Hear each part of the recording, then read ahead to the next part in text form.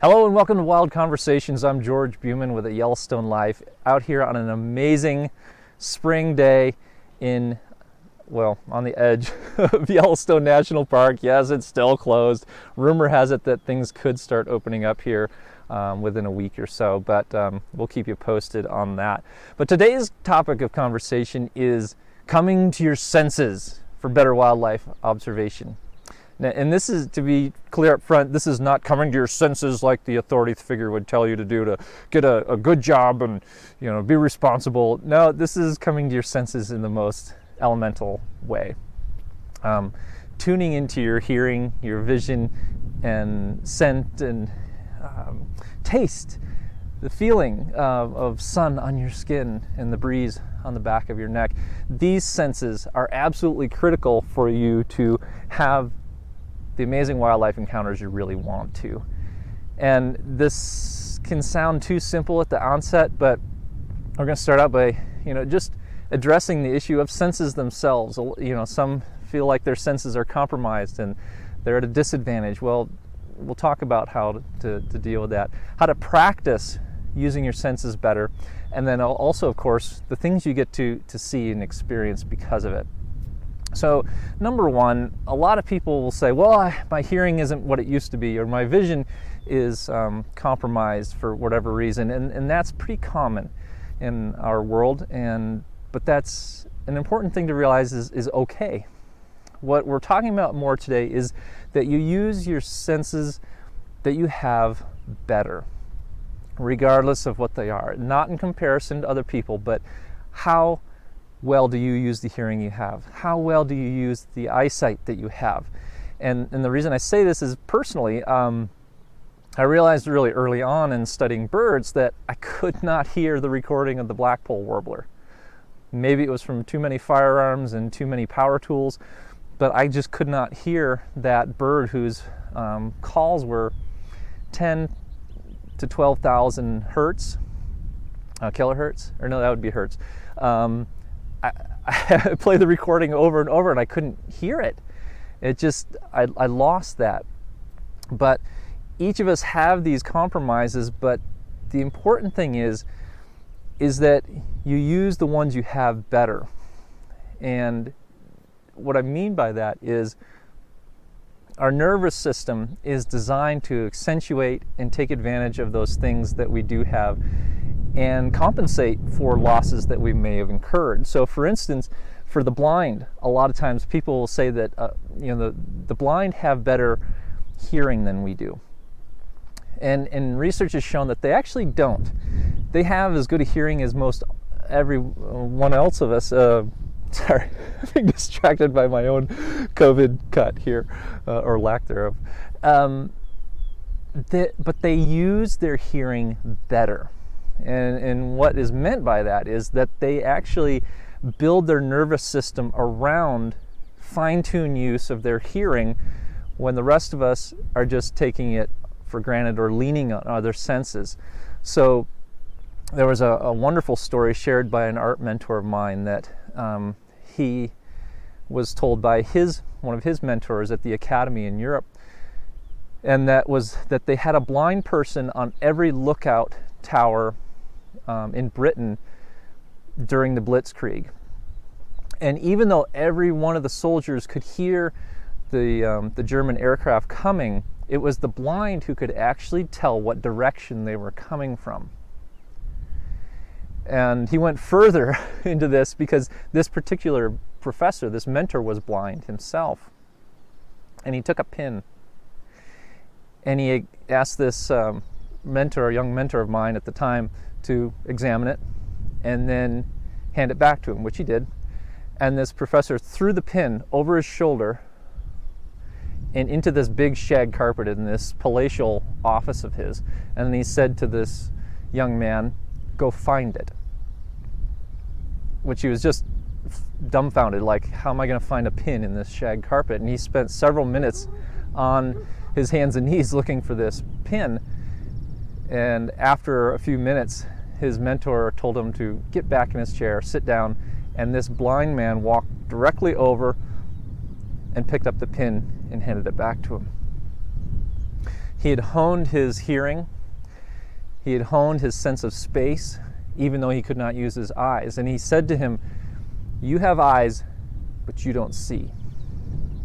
And we could say this for hearing or smell or touch. We have hearing, but we don't listen.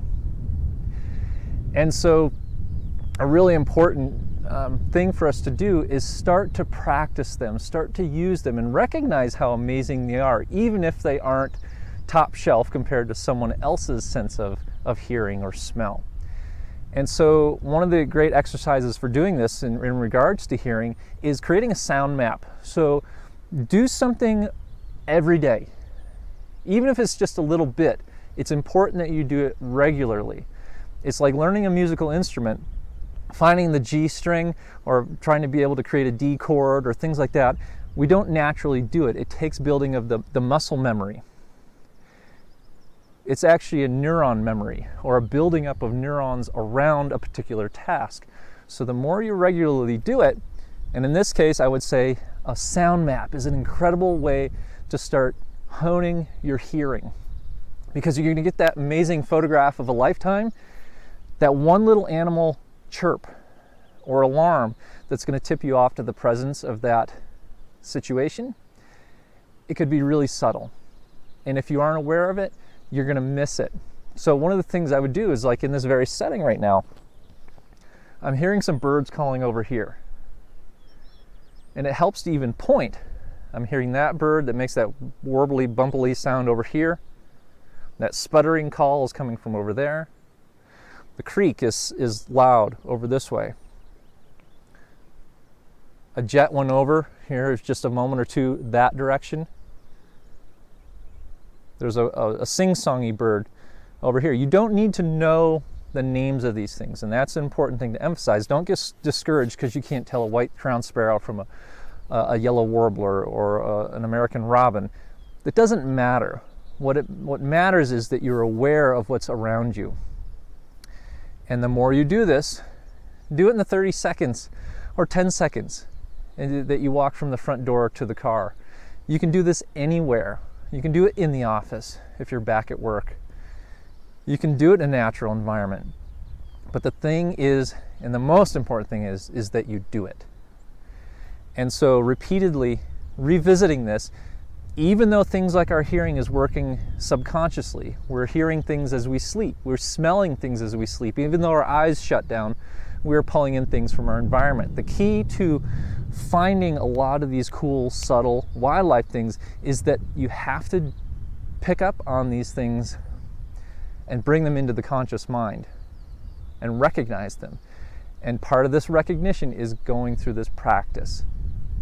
Okay? So do some sound mapping. You might even write it down on a piece of paper. I'm hearing this bird over there, hearing that bird over there. I'm hearing this jet over here. I'm hearing this car door open and close over here. Write it down. That act of writing is not important so much as records, although it might be nice, but it's more important as a point of recognition. Okay? So the next time you're out and you're walking out in a place like Yellowstone, or your town park, and you hear okay, that one sound is, to me, tells me in this environment, it's a raven by itself who's been scared at close range. That sound could be the exact sound that tells you which direction the bear is going or the fox is taking to go back to its den, and then you can position in a way that you can actually see it. But if you don't pick up that sound, you don't recognize it consciously, you can't react to it. Okay? And what you may find too is you realize the degrees to which your hearing or your vision is good, or where it does have gaps. So for instance, in my not being able to hear blackpoll warblers, I have realized I have really good low frequency hearing. And others I've gotten to know over the years, especially those who've used a lot of power tools and high frequency sound exposure, who've lost that upper range, can hear the car coming on the gravel road before anyone else does. As a young person, I realized I could hear a turkey gobble much further away than most people. There's a component to a wolf howl that is low. And as you may know, low frequency sounds travel much better than high frequency sounds. So here in Yellowstone, I can often pick out wolves when others can't. And I'll listen for the low frequency component of the howl, because if you've ever heard a chorus howl by wolves, there's a high frequency, some of them are kind of barking, but then there's the low part. And after you strip away the high frequency components, over distance, what you're left with often is the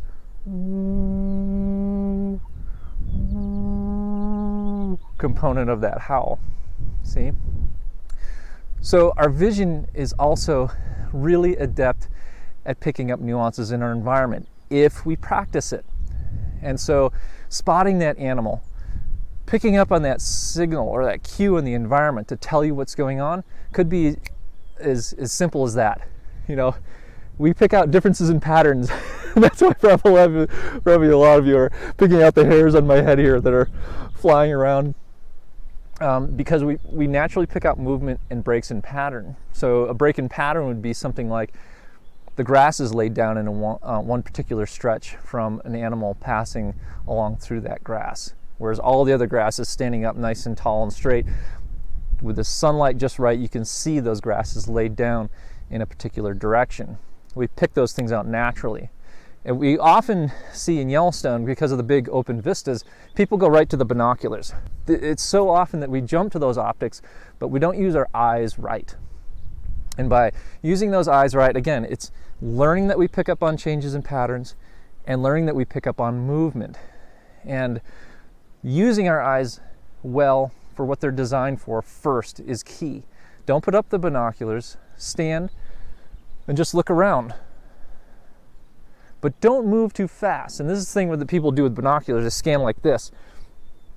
If you're moving, you completely miss the movement. That's why you can get away with moving, getting into position for a photograph, or readjusting your seat when a deer is walking right by you. If it's walking, you can get away with a lot more because they're moving. Same thing happens to us. If you're moving, you're trying to find movement in your environment, you can't do it as easily. So go slowly with your eyes or your binoculars. Hold them still and wait for the movement. We also find that we use our peripheral vision very poorly. We pick out the big things, but I learned when learning butterflies, if I started tuning into those small insects, and some of them are the size of a dime or smaller, I could pick them out with a few months of study, and certainly over a couple of years, I became really attuned to any movement, flies, bees, anything in my peripheral vision, to the point where it almost became a distraction. But as you learn to do that, you're going to make much better use of your time outdoors. You're going to hear something over here very subtle. You'll pick up another signal over here, and then you catch something out of the corner of your eye over here. And that way you start amassing all the pieces coming in through all your senses, not just your hearing, not just your vision, but your smell, the touch.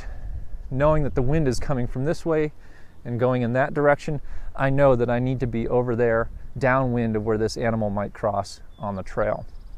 So practice these things. Make a regular habit of doing them just even a little bit each day, and I think you're going to find some amazing results. So let us know what you find or what you have found in the past because of some of these things. Write in the comments lines down below. Subscribe if you're tuning into us via YouTube. Like us if you're on Facebook, and share some of these stories because it helps all of us learn. And definitely log on to YellowstoneLife.com.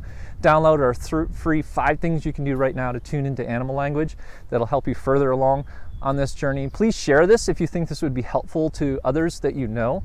And by all means, tune in again, same time, same channel, next week, every Thursday evening, 5 p.m.